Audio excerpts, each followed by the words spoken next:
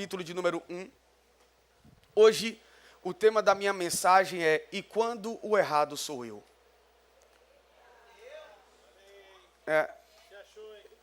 Eu vou falar de novo. O tema da mensagem é: e quando o errado sou eu? E eu queria hoje compartilhar um pouco sobre essa verdade. Uma das verdades mais extraordinárias do Evangelho, que se chama e que nos conduz ao lugar de autorresponsabilidade. Eu sempre serei o responsável por aquilo que acontece comigo. Eu vou falar de novo. Eu sempre serei o responsável por aquilo que acontece comigo. Não adianta culpar todo mundo o tempo todo. Silêncio da morte, gente. Estava todo mundo feliz até agora. A palavra vai ser uma bênção. Você pode dizer um glória a Deus por isso? Então, Jonas capítulo 1. Recentemente eu preguei sobre Jonas. Mas eu confesso que a inspiração da mensagem não foi ninguém, fui eu mesmo. Então existem momentos em nossas vidas que nós precisamos aprender a olhar para nós mesmos. Jonas capítulo 1. Dos versículos 1 a seguir, vamos ler todos ali no telão comigo. A Bíblia fala assim: a palavra do Senhor veio a Jonas, filho de Amitai, com essa ordem: vá depressa à grande cidade de Nínive e pregue contra ela, porque a sua maldade subiu à minha presença. Mas Jonas fugiu da presença do Senhor, dirigindo-se para Tarsis. Desceu à cidade de Jope, onde encontrou um navio que se destinava àquele porto. Depois de pagar a passagem,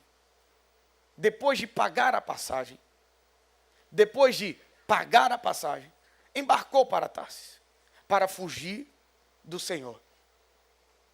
O Senhor, porém, fez soprar um forte vento sobre o mar, e caiu uma tempestade tão violenta que o barco ameaçava arrebentar-se.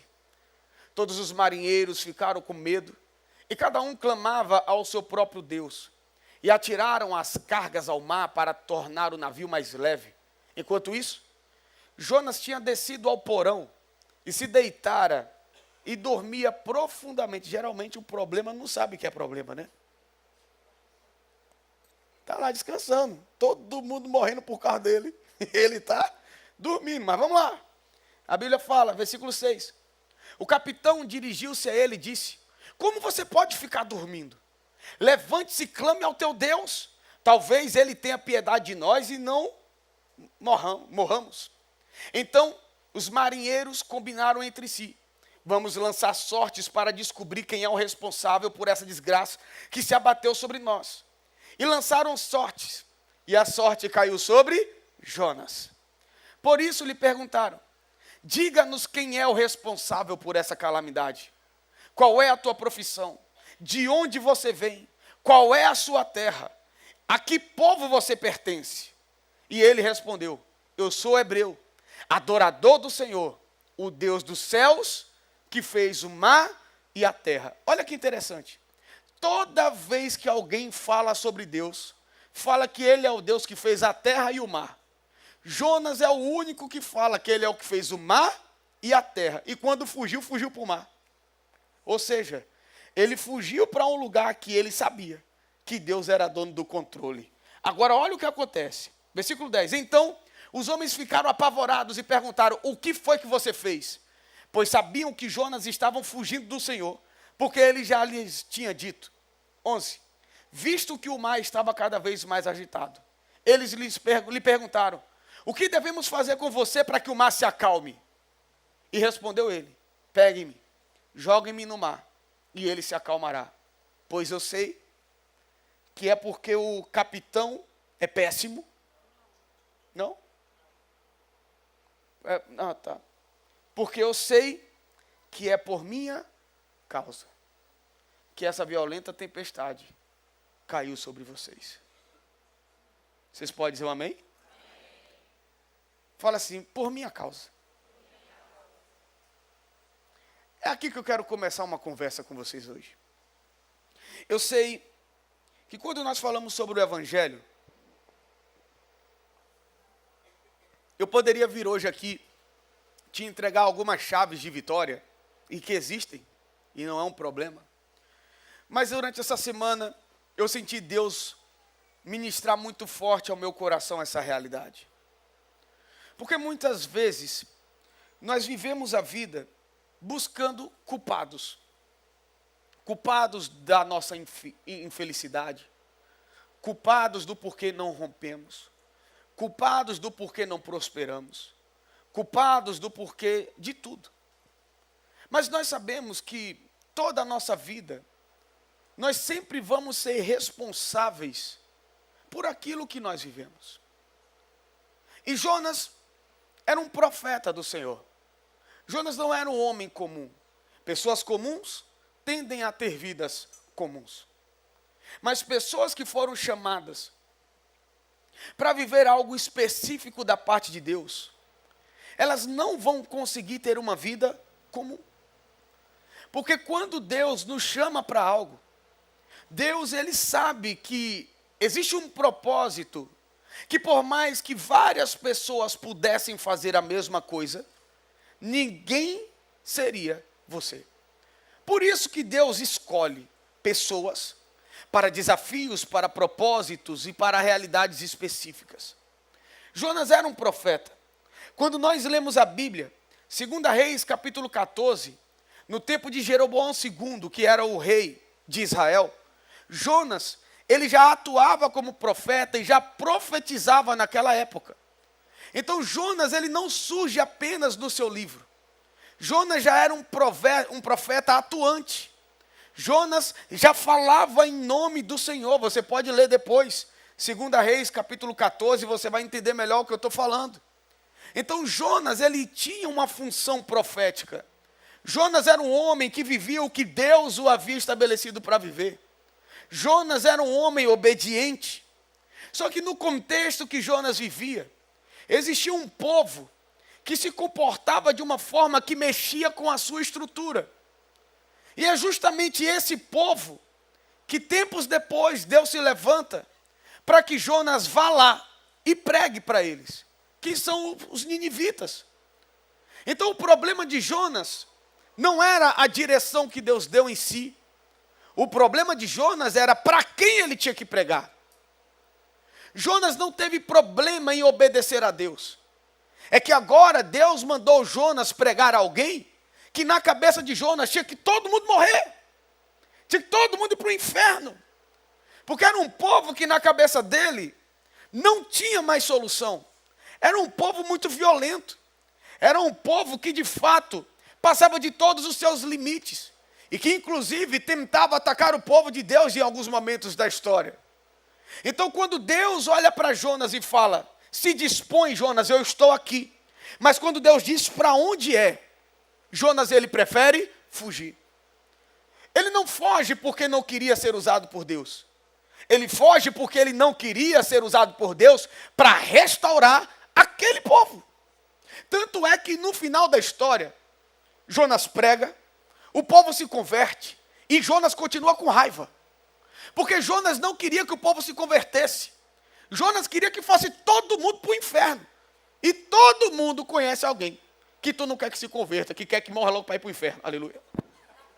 E não adianta dizer que é mentira. Tem gente que você fala assim, rapaz, que Deus leve logo esse trem. A gente nunca fala assim, Deus transforma. A gente fala, Deus leva logo.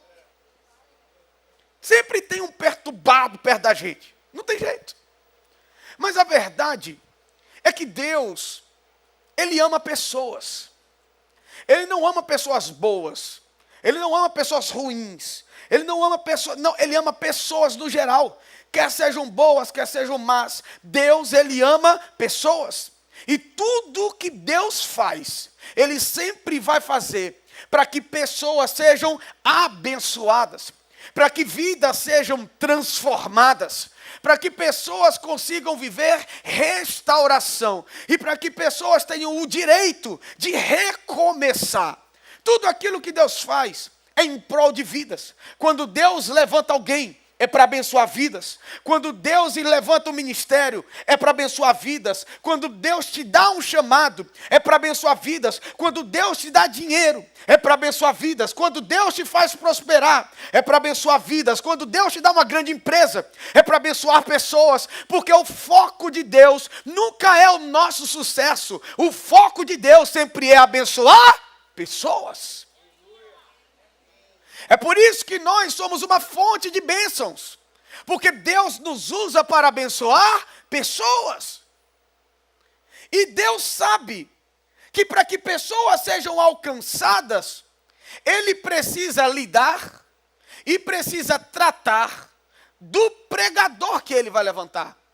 Ou da resposta que Ele vai levantar. A história vai nos dizer que mais ou menos 120 mil pessoas habitavam em Nínive. E Deus teve que tratar com um homem para salvar 120 mil. Então o que Deus estava fazendo com Jonas não era um castigo. O que Deus estava fazendo com Jonas não era pesar sobre Jonas. O que Deus estava fazendo com Jonas foi: você não pode fugir de um propósito que é maior do que você, Jonas. Não é o que você pensa, não é o que você quer, não é o que você acha. São 120 mil pessoas transformadas, Jonas. Eu preciso que você entenda que o foco está nas vidas que serão restauradas e não no que você pensa.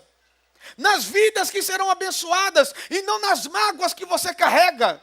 Nas vidas que serão abençoadas e não nos pensamentos que você tem, porque erraram, porque falharam, porque machucaram, porque denegriram. Não importa. A verdade é, o foco de Deus sempre será ver vidas transformadas. Quem está aqui comigo diz amém.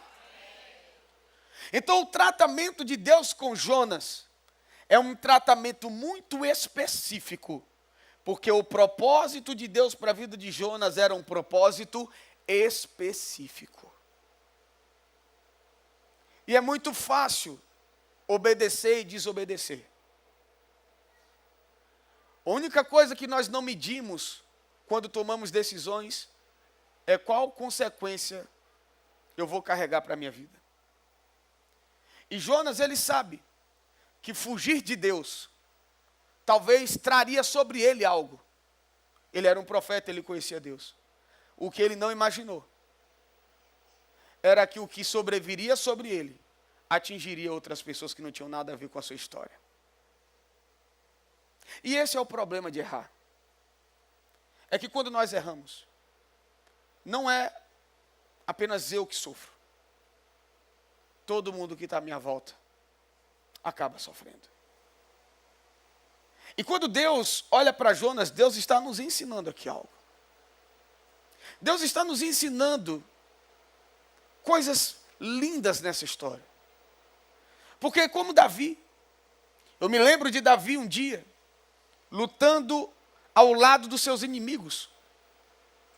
Ele estava lutando ao lado do povo que afrontou o povo de Deus. Não sei se você lembra das várias batalhas que o povo de Israel tinha. E a Bíblia vai dizer que Golias, aquele povo todo, Davi se levantava para lutar contra eles. Agora está lá Davi, do lado deles, lutando uma luta que não cabia a ele. O que aconteceu quando Davi foi lutar uma luta que não cabia a ele? O seu povo, sua família, seus bens estavam em Ziclag. E então, os inimigos de Davi invadiram sua cidade, destruíram tudo, levaram toda a sua família e de todos os seus soldados cativos. E quando todo mundo chega naquele cenário e vê tudo perdido e tudo destruído, eles culparam apenas uma pessoa, Davi. Por quê? Quando Davi decidiu lutar uma luta que não era dele, ele acabou perdendo o que Deus havia entregue a ele. Cuidado para você não entrar em lutas que não são suas. Cuidado para você não se desgastar em guerras que não te cabem. Porque quando eu guerreio uma luta que não é minha, eu acabo dando brechas para Satanás entrar e destruir o que é meu. Davi cometeu um erro. Mas sabe o que aconteceu quando ele errou? A Bíblia fala que todo mundo começou a culpá-lo. E todo mundo começou a dizer, a culpa é sua. Pessoas até falaram em matar Davi. E Davi chorava, até perder suas forças. E a Bíblia fala que ele se reanimou no Senhor. Ele se fortaleceu no Senhor. Ele se fortaleceu em quem? No Senhor. Se levantou. Foi em busca do que havia sido perdido. E Deus restituiu tudo a Davi novamente. Errar nunca é um problema. O problema é se eu vou continuar errando ou não. Errar não é a questão. A questão é como eu me comporto diante do que acontece quando eu erro. E Jonas, ele naturalmente, ele se dispôs não a obedecer, mas a fugir.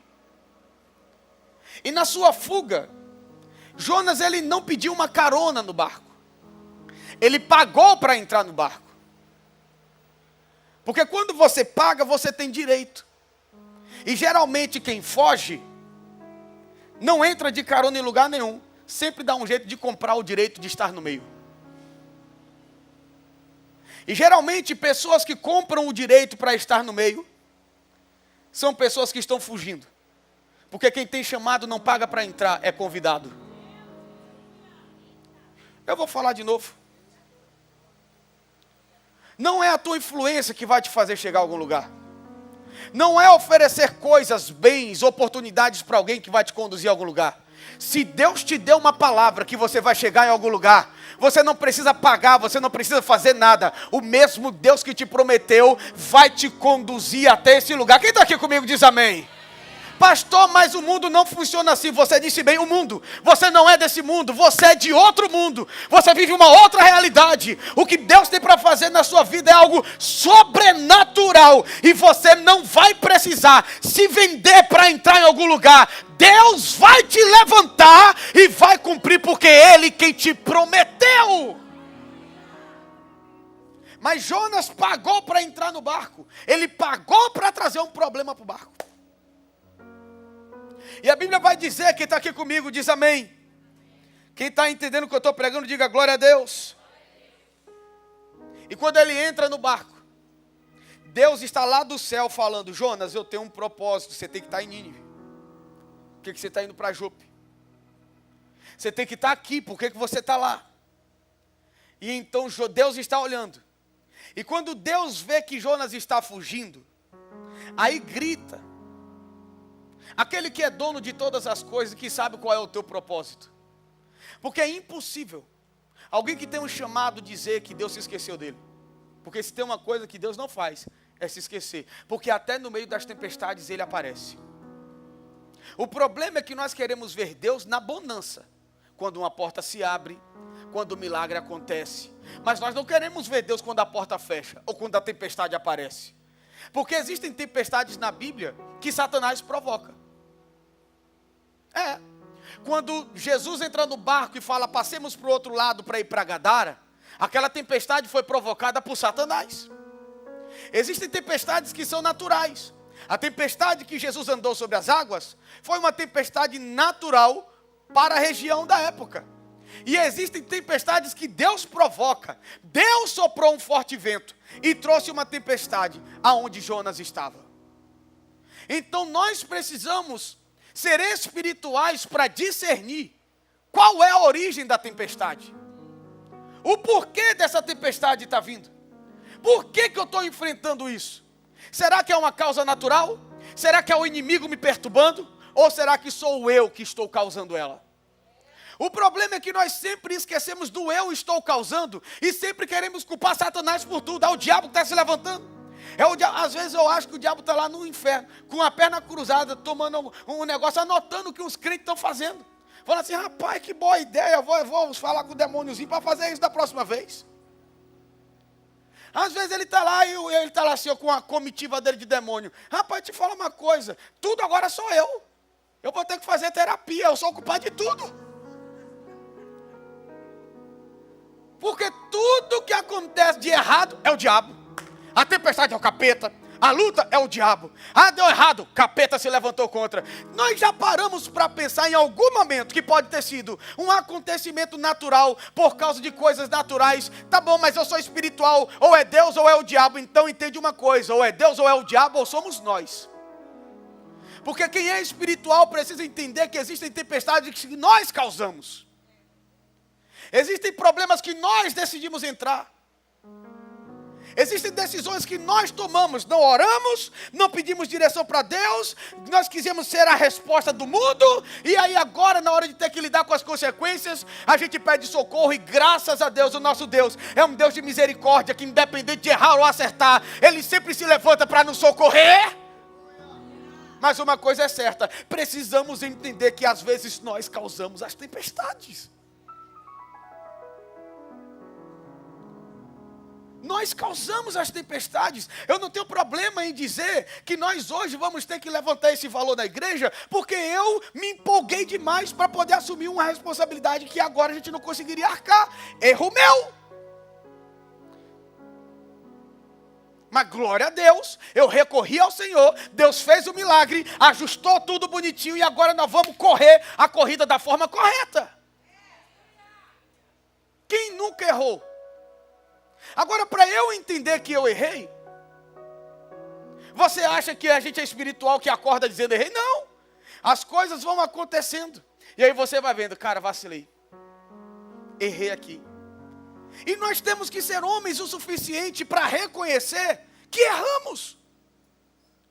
Precisamos ser homens o suficiente para entender que existem tempestades que nós causamos. E que pessoas estão sofrendo por um erro que você pode ter cometido.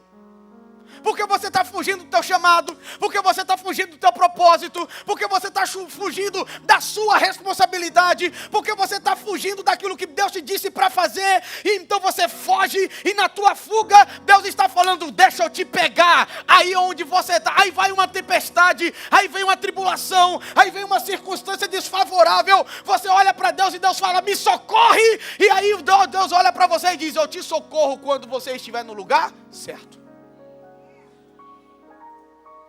Mas o início de tudo é, eu preciso reconhecer que errei. Porque quando eu não reconheço que eu sou errado, eu durmo e a tempestade está destruindo tudo ao meu redor.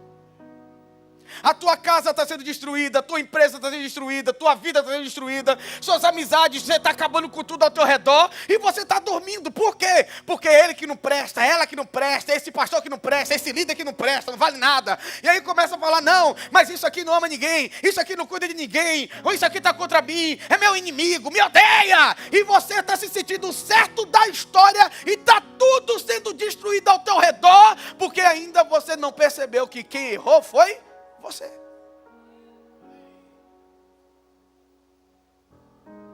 Casamentos acabam porque não reconhecemos que erramos. Ministérios perdem o rumo porque pastores não reconhecem que erram. Empresas perdem a mão porque empresários não reconhecem que erram. É muito mais simples reconhecer e dizer errei e agora nós vamos consertar do que tentar manobrar a vida toda para esconder erros. Ei, gente, nós não somos deuses, nós somos seres humanos e enquanto formos homens vamos errar. E a minha pergunta é, quando você erra, quando eu erro, o que a gente faz? Se vitimiza? Porque agora é a mania. Seria tão mais fácil se nós pudéssemos olhar e reconhecer na situação onde eu errei, do que se vitimizar. Está acontecendo comigo porque erraram comigo. Aconteceram comigo porque me machucaram, me feriram. Então você é a vítima o tempo todo. Tudo sempre acontece com você. Todo mundo te odeia. Todo mundo odeia o Cris. Todo mundo te odeia. Ninguém gosta de você, ninguém vai com a tua cara. Todo mundo te vê como um pobre miserável. Todo mundo, você é a vítima da situação. Complexado, cheio de complexo. Gente, Eu estou pregando, eu não estou na aula do seminário, eu tenho que me controlar, aleluia. É que no seminário a gente pode falar umas coisas que aqui não pode. Mas gente complexada, gente, é a pior coisa que existe na face da terra. Aí você vai com a pessoa e fala assim, cara, vamos jantar hoje? Só está chamando para jantar porque sabe que eu não tenho dinheiro para ir para restaurante. Aí no outro dia fala assim, vamos no McDonald's comer uma casquinha mista? Só está me chamando porque sabe que eu sou pobre, que eu só posso comer uma casquinha mista. Ah, então vai para o inferno. Fica dentro de casa, trem. Porque gente complexada é assim, nada do que você faz vai agradar. E ela sempre vai ser o problema vítima. O mundo inteiro olha, ao invés de falar assim, por que eu estou olhando para mim dessa forma? Por que eu não posso entender a minha realidade e me colocar em excelência na realidade que eu vivo? Porque ter uma vida excelente não é ser um milionário. Ter uma vida excelente é ser excelente com o que você faz, vivendo com o que você tem. O que Deus tem te dado, seja excelente com o que Deus te deu. Se Deus te deu uma pequena empresa, seja excelente com a pequena, que em breve Deus te colocará numa grande. Pastor, mas eu ainda sou um funcionário, seja um excelente funcionário. Ah, pastor, mas eu não tenho muito dinheiro, seja excelente com o que você tem. Quantas pessoas você tem abençoado com o que você tem? Ah, pastor, mas é muito pouco, não importa. Se você é filho de Deus, não existe pouco que não possa ser usado para generosidade. A verdade não está em se vitimizar, está em entender que nós somos filhos de Deus, filhos de um Deus bom, um Deus generoso, um Deus de prosperidade, um Deus de vitória, um Deus de conquista, um Deus que controla todas as coisas das suas mãos, um Deus que a terra é estrado dos seus pés, um Deus que nenhuma realidade é capaz de pará-lo. Esse é o nosso Deus. E é esse o lugar que nós precisamos estar. Quem está aqui comigo, diga glória a Deus. Para de se vitimizar. Para de transferir a culpa. Ainda que existam errados, qual é o meu erro? Jonas, no meio de uma tempestade, olha para todo mundo e fala, gente, me joga do barco. O problema sou eu. Jonas poderia pagar com a vida. Porque ele não sabia que Deus ia mandar um peixe. Ele não sabia que Deus ia salvar. Ele só sabia assim. Se eu sou o problema, eu não quero arrastar mais ninguém comigo. Eu vou arcar com as consequências dos meus erros. Pode me jogar do barco. E sabe o que é que eu acho lindo? O louvor pode vir, vai parecer que está acabando. Sabe o que é que eu acho lindo nessa história? Me pergunte o quê? É que poderia ter sido o fim. Jonas poderia morrer por causa de um erro. Mas nós servimos a um Deus misericordioso. 3 crentes entenderam. Eu vou falar de novo, poderia ter sido o fim. Jonas poderia ter morrido por um erro. Mas nós servimos a um Deus misericordioso. Um Deus de graça. Um Deus de misericórdia. Um Deus que não nos condena por um erro. Um Deus que não nos anula por um erro. Um Deus que não nos mata por um erro. Agora Deus levanta Jonas. Deus manda um grande peixe pegar Jonas. Ainda que muitos digam que o livro de Jonas é um livro fictício, nós sabemos que não é, porque o próprio Jesus fala sobre Jonas. Nós sabemos que Jonas era um homem real. Mas nós aqui estamos vendo uma história de misericórdia. O segredo de quem errou é reconhecer que errou. O segredo de quem errou é blindar as pessoas que estão ao seu redor por um erro que você comete. E se lançar no mar. O que é se lançar no mar? É se jogar no lugar onde Deus tem controle. Jonas começou falando, eu sirvo ao Senhor dos mares. Jonas não sabia que haveria provisão. Mas Jonas sabia que aquela tempestade não era comum. Os homens que estavam viajando sabiam que aquela tempestade não era comum. Homens experimentados no mar não procurariam deuses desesperados. Por que aquele povo falou, ore para o seu Deus? Porque eles sabiam que aquela tempestade não era uma tempestade comum. Fugia da normalidade. Mas quando Jonas reconhece que está errado, Jonas fala: me joga no mar. Porque os homens não queriam matar Jonas. Os homens não queriam destruir a vida de Jonas. Era só um homem em fuga. Mas Jonas tinha a resposta. Gente, eu sou ocupado. Eu estou acabando com esse barco. Vocês estão perdendo coisas, porque o povo começou a jogar tudo fora. Mas o problema sou eu. Então me joga no mar. Me joga no mar. Não é, eu vou sair da história. Me joga no mar é, me joga no lugar aonde o mesmo Deus que trouxe a tempestade consegue ter o controle sobre a minha vida. Porque o Deus dos mares, quando viu Jonas no mar, proveu um lugar não tão confortável. Era a barriga de um peixe. Devia ser podre, fedido, desconfortável. Mas era o lugar que Jonas precisava para reconhecer que ele precisava de uma segunda chance. É naquela barriga de um peixe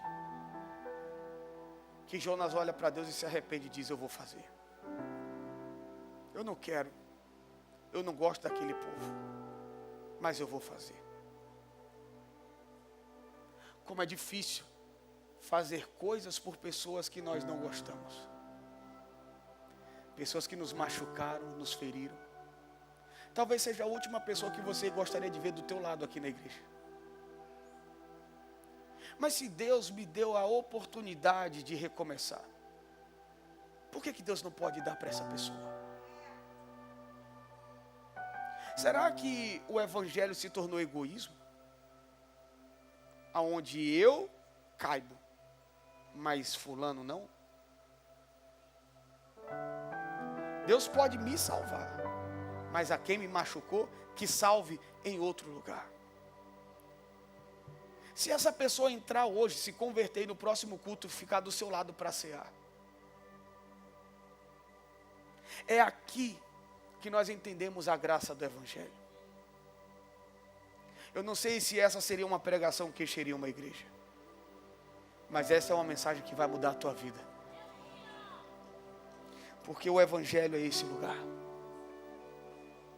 Não é porque não gostamos ou tivemos problemas que nós vamos ser impedimento para que Deus faça algo na vida de alguém. A sua intimidade, irmão, você dá para quem você quer. Seu coração, sua vida e sua amizade, você só dá para quem você confia. Mas amor, perdão, respeito, nós damos para todo mundo, porque nós servimos a um Deus que ama todos. Me joga no mar. Me joga no lugar onde Deus tem o controle da minha vida. Isso está no meu coração desde que o Enéas pregou aqui. Lembra que quando Enéas falou que existem lugares que nós tentamos enfrentar a Deus, e enquanto estivermos no lugar do nosso conforto, nós vamos lutar com Deus com as nossas armas. Mas todas as vezes que Deus quer fazer algo em nós, Ele nos tira do nosso natural e nos leva para o lugar onde Ele tem o controle. É por isso que Deus às vezes nos leva para deserto, porque em desertos não controlamos nada, mas Ele controla tudo. É por isso que às vezes Ele nos leva numa fornalha, porque nós não temos controle sobre o fogo, mas Ele tem. É por isso que às vezes Ele nos leva para uma cova de leões. Eu não consigo lutar com o leão, ou se calar, ou fazer ele calar, mas Ele consegue fechar a boca de um leão. Ele consegue me jogar no mar, aonde com certeza eu morreria, mas Ele ainda tem o controle do mar, dos peixes, e Ele sempre vai ter uma arma para poder me preservar no meu pior momento. E é ali, no lugar de desconforto, mas no lugar de encontro, em que Jonas se arrepende. E Deus faz algo com Jonas. Ele cospe Jonas na mesma praia que ele pagou para entrar naquele barco. Existem pessoas que dizem que Jonas foi cuspido em Nínive, como se Deus cuspisse Jonas e falasse, vai agora. Mas não. Deus colocou Jonas novamente no mesmo lugar que ele decidiu pagar para fugir, para agora ele decidir fazer o certo. O que Deus está fazendo com algumas pessoas aqui nessa manhã? Reconheça que você errou.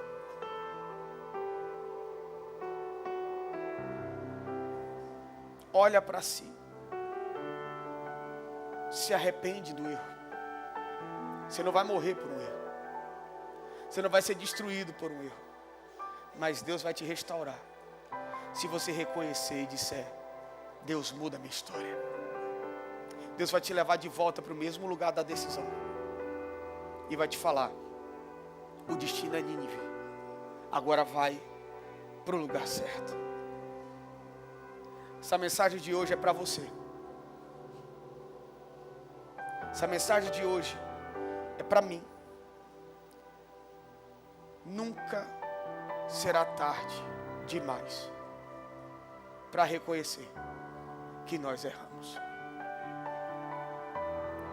Pastor, que revelação. Eu nunca achei que eu erraria na vida.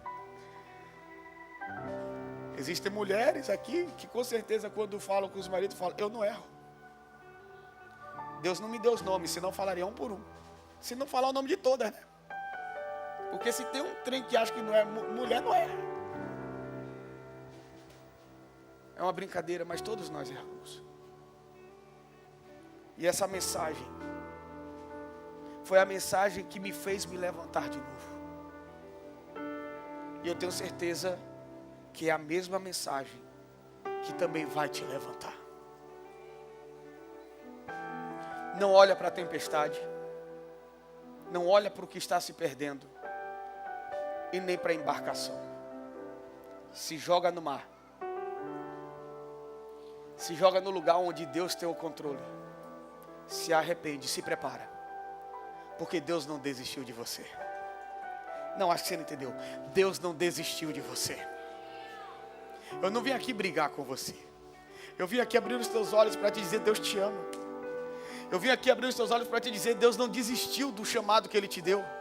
Deus não desistiu da promessa que Ele te fez. Deus não desistiu do projeto que Ele tem para a tua vida, para a tua casa, para a tua família. Deus, Ele não desistiu porque você errou. Deus não desistiu porque você falhou. Não. Deus está aqui para te dizer, eu sou um Deus de graça, eu sou um Deus de misericórdia. E eu quero que você viva uma nova estação, um novo tempo. Eu quero que você viva o que eu tenho para a sua vida. Se levante e vá viver o que eu tenho para você. Recomece, viva de novo, se aventure, vá na direção da palavra. Faça o que Deus falou para você fazer e fica tranquilo. O Deus de misericórdia, o Deus que tem o controle do mar, o Deus que tem o controle do vento, o Deus que tem o controle do tempo, o Deus que tem o controle da tua vida, o Deus que tem o controle do inferno, o Deus que tem o controle de todas as coisas. Ele continua sendo o teu Deus e Ele te trouxe aqui nessa manhã para te dizer, eu não desisti de você, eu não abro mão de você. Aonde você for eu vou te encontrar, nem que eu te encontre no meio de uma tempestade, nem que eu te encontre no meio de uma turbulência, nem que eu te encontro no meio de uma situação complicada, não importa aonde você for, eu vou te encontrar. Se você for para o mais alto monte, lá eu estarei. Se você for no mais profundo abismo, lá eu estarei. Se você for nos mares e navegar, eu vou te acompanhar, porque eu te amo, eu tenho um propósito para a tua vida, eu tenho algo para realizar na sua vida, e nada nem ninguém vai me impedir de fazer o que eu projetei para você. Se você crê no que eu estou falando, diga glória a Deus.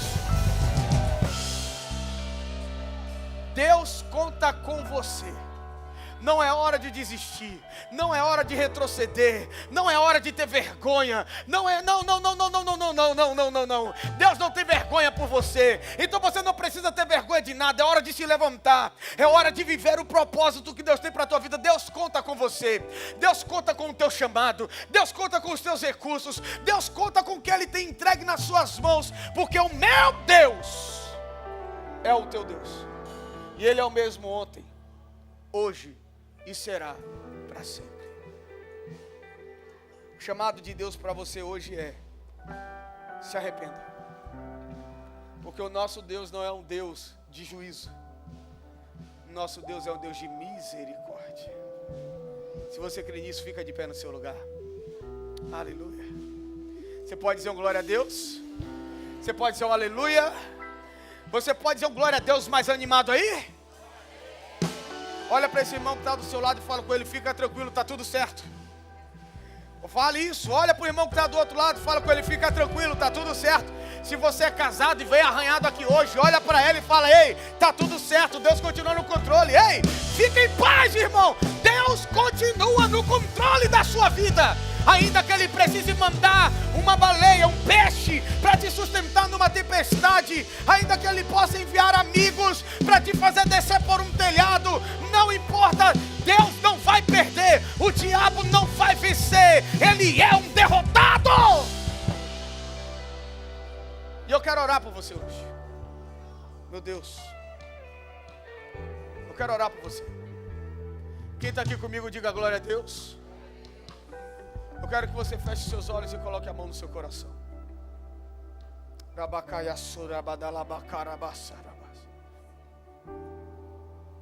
Pai, em nome de Jesus, a minha oração hoje é para que os teus filhos entendam. Que eles entendam que o propósito maior são pessoas. Aqueles que entraram aqui pensando em desistir, Pai, fortalece eles agora.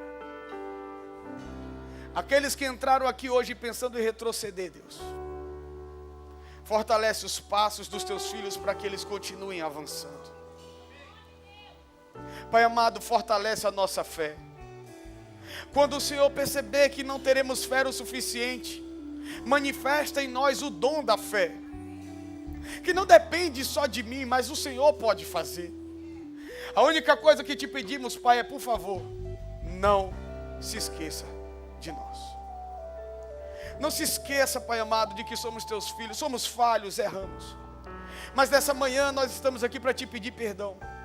Perdão pelos nossos erros, perdão pelos nossos equívocos, perdão pela nossa omissão, ou perdão pelo nosso abuso ou ousadia excessiva.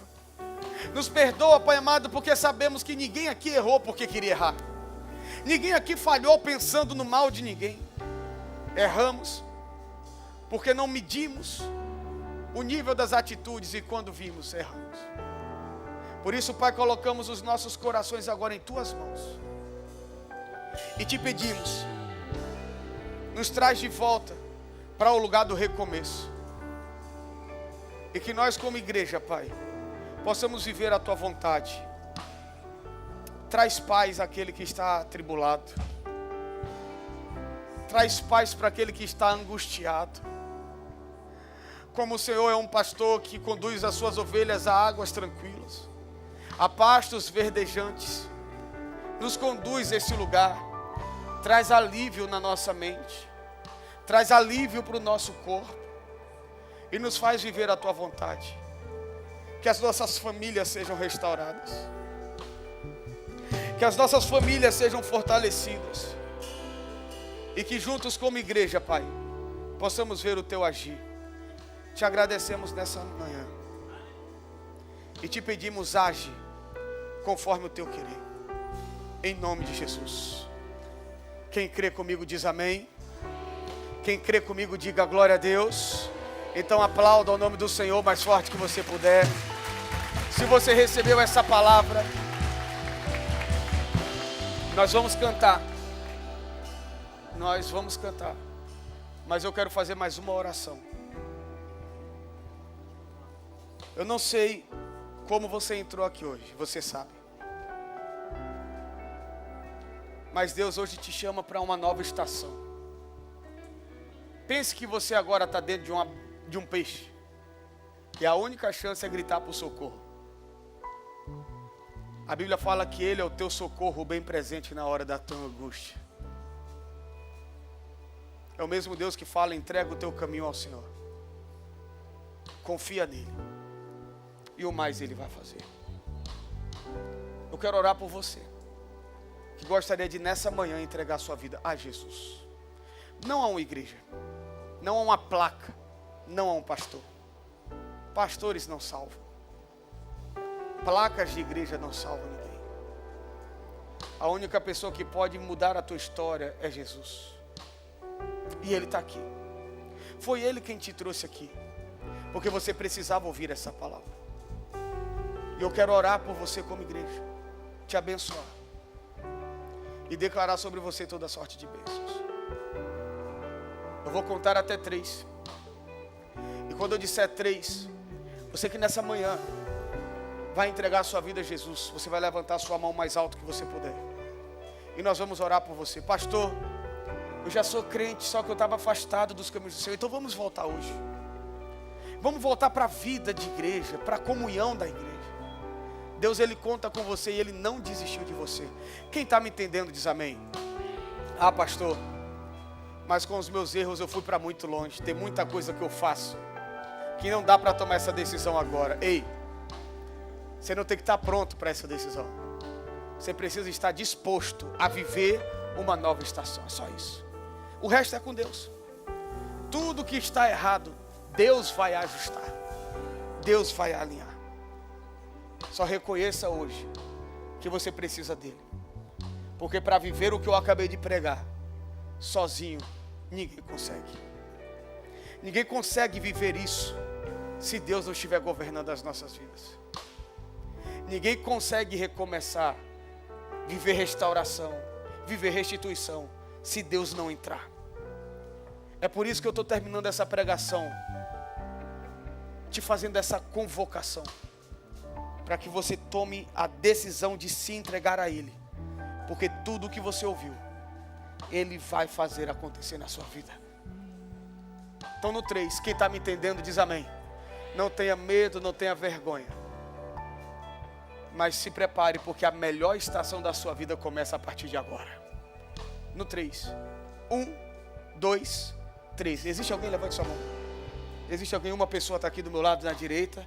Você pode dizer um glória a Deus e aplaudir ao nome do Senhor. Eu não estou enxergando nada. Traz ele aqui para mim. Traz ele aqui. Existe mais alguém? Corre aqui na frente. Deixa eu orar por você. Cadê você? Se existe mais alguém, corre aqui. Eu preciso orar por você. Deus tem um novo tempo. Deus tem uma nova estação para a sua vida. Se existe mais alguém, vem aqui correndo. Eu quero orar por você. Deus tem um novo tempo, uma nova estação. Cadê você? Vem correndo, vem correndo, vem correndo. Aleluia.